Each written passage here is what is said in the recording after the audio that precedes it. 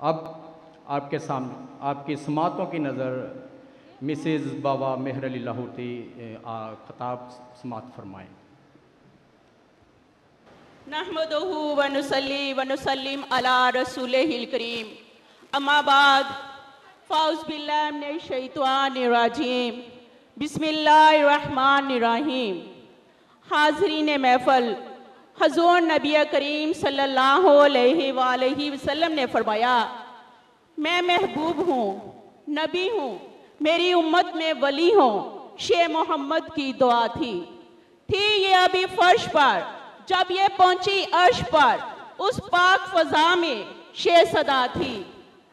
अर्श पर देखा महबूबे खुदा के, जब खुदा ने ख्याल को उतार दिया, फिर खुदा ने जमीन पर, फिर मोहम्मद इकबाल को।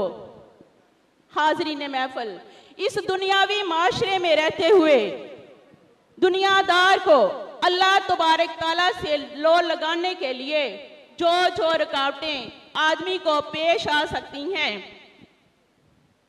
उनसे बचकर तौहीद से जुड़े रहने के राज को फिक्रे इकबाल में अल्लाह तबारक ताला ने वुदियत करके इकबाल को जमीन पर उतारा। अल्लामा इकबाल रहमतुल्लाह अलैह फरमाती हैं, ए तायरे लाहौती, उस रिज़्क़ से मौत अच्छी जिस रिज़्क़ से आती हो परवास में कोताही।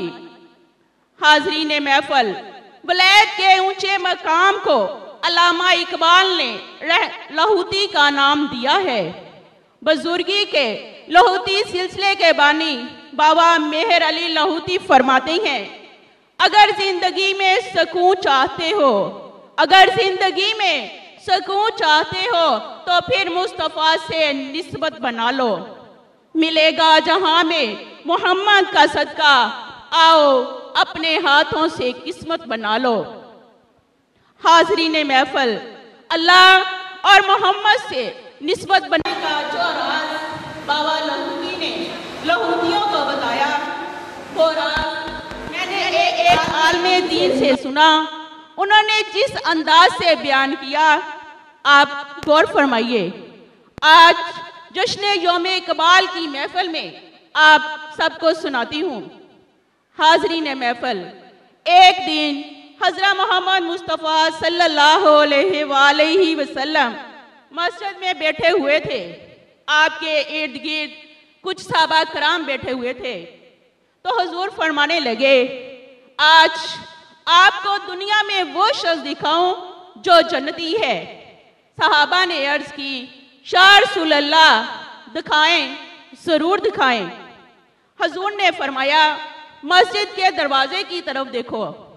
सहाबा मस्जिद के दरवाजे की तरफ देखने लगे तो एक बुजुर्ग दरवाजे से मस्जिद में दाखिल हुए और हुजूर के पास आकर बैठ गए। हाज़रीन महफिल, दूसरे दिन नमाज असर के बाद वैसे ही महफिल सजी हुई थी तो हुजूर फरमाने लगे, ए ईमान वालो, आज तुम्हें दुनिया में वो शख्स दिखाऊं जो जन्नती है। सहाबा ने अर्ज की, या रसूल अल्लाह, दिखाएं, जरूर दिखाएं। हुजूर ने फरमाया, अल्लाह के घर के दरवाजे की तरफ देखो। हुजूर ने फरमाया, अल्लाह के घर के दरवाजे की तरफ देखो। हाज़रीन महफिल, मस्जिद अल्लाह का घर होता है, इसलिए हुजूर ने फरमाया, अल्लाह के घर के दरवाजे की तरफ देखो। सहाबा मस्जिद के दरवाजे की तरफ देखने लगे तो दरवाजे से मस्जिद में वही शख्स दाखिल हुए और हुजूर के पास आकर बैठ गए। हाज़रीन महफिल, तीसरा दिन हुआ। नमाज मगरिब के बाद सहाबा मस्जिद में बैठे हुए थे। हुजूर ने फरमाया, ए ईमान वालो, आज तुम्हें दुनिया में वो शख्स दिखाऊं जो जन्नती है। सहाबा ने अर्ज की, या रसूल अल्लाह, दिखाएं, जरूर दिखाएं। आपने फरमाया, अगर देखना चाहते हो तो मस्जिद के दरवाजे की तरफ देखो। सहाबा मस्जिद के दरवाजे की तरफ देखने लगे। दरवाजे से मस्जिद में वही शख्स दाखिल हुआ और हुजूर के पास आकर बैठ गया। हाज़रीन महफिल, महफिल खत्म हुई तो हजरत उमर उस बुजुर्ग के पीछे पीछे इस गरज से चल पड़े कि देखें ये बुजुर्ग क्या अमल करती हैं, जिस अमल की वजह से अल्लाह के नबी ने उसे बार बार जन्नती फरमाया है। हाजरीन महफिल, थोड़ी दूर चलकर बुजुर्ग ने पीछे मुड़कर कहा, ए अल्लाह के बंदे, तू मेरे पीछे पीछे क्यों आ रहा है? हजरत उमर कहने लगे, ए खुशनसीब, मेरी अपने घर में कुछ नाराजगी हो गई है, जिसकी वजह से मैं आपके साथ आपके घर जाना चाहता हूँ। हाजरीन महफिल, वो बुजुर्ग हजरत उमर को साथ लेकर अपने घर आए। रात हो चुकी थी। बुजुर्ग ने हजरत उमर को आराम करने की जगह दिखाई और खुद अपने बिस्तर पर आकर लेट गए और सो गए। हजरत उमर अपनी जगह लेटे हुए ये देखते रहे कि ये बुजुर्ग क्या अमल करेंगे। रात गई, दिन तलू हुआ। बुजुर्ग अपने काम की तैयारी करके काम पर चले गए। दूसरी रात भी हुई, बुजुर्ग लेटे और सो गए। हजरत उमर ने सोचा कि कल रात मेरी वजह से शायद कोई अमल नहीं कर सके, आज तो जरूर करेंगे। वो सारी रात देखते रहे, लेकिन सारी रात गुजर गई और बुजुर्ग सुबह उठे, हस्बे मामूल अपने काम पर चले गए। अब 2 दिन गुजर चुके थे।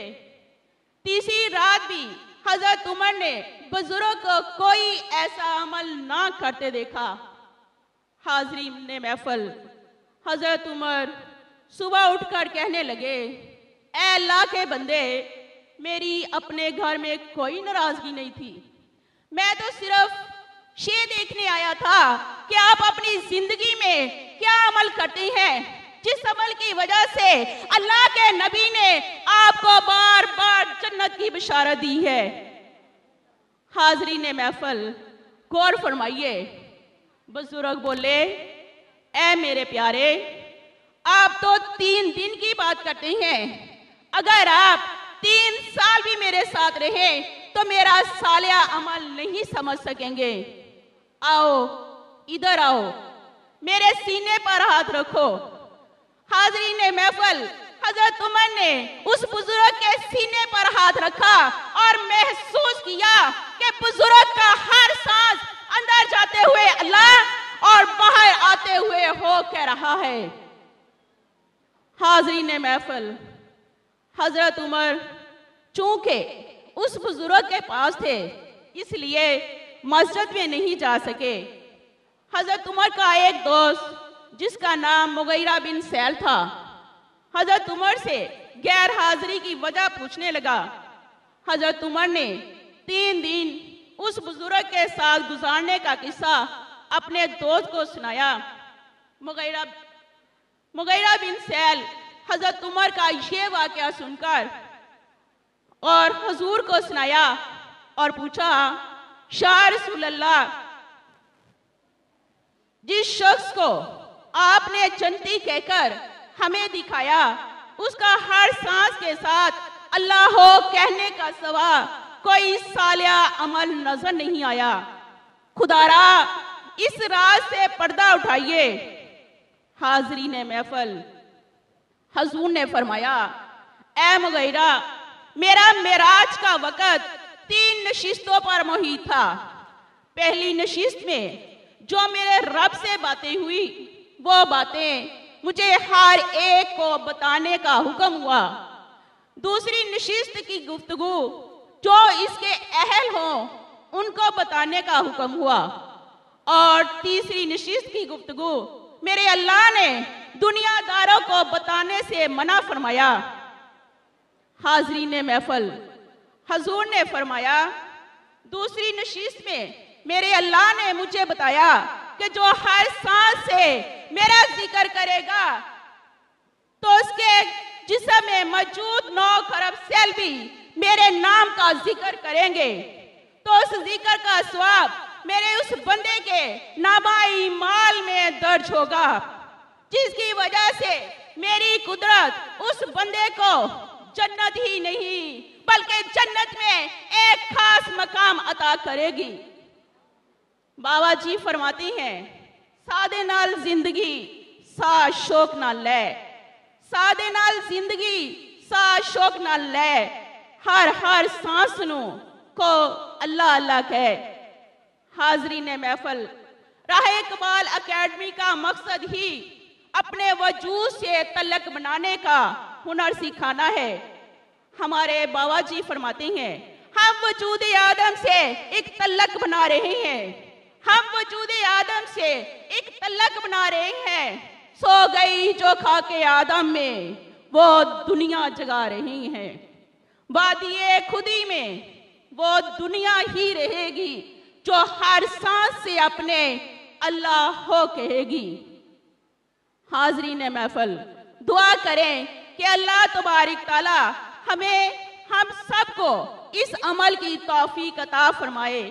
आमीन सुम्मा आमीन। व मा अलैना इल्लल बलागुल मुबीन।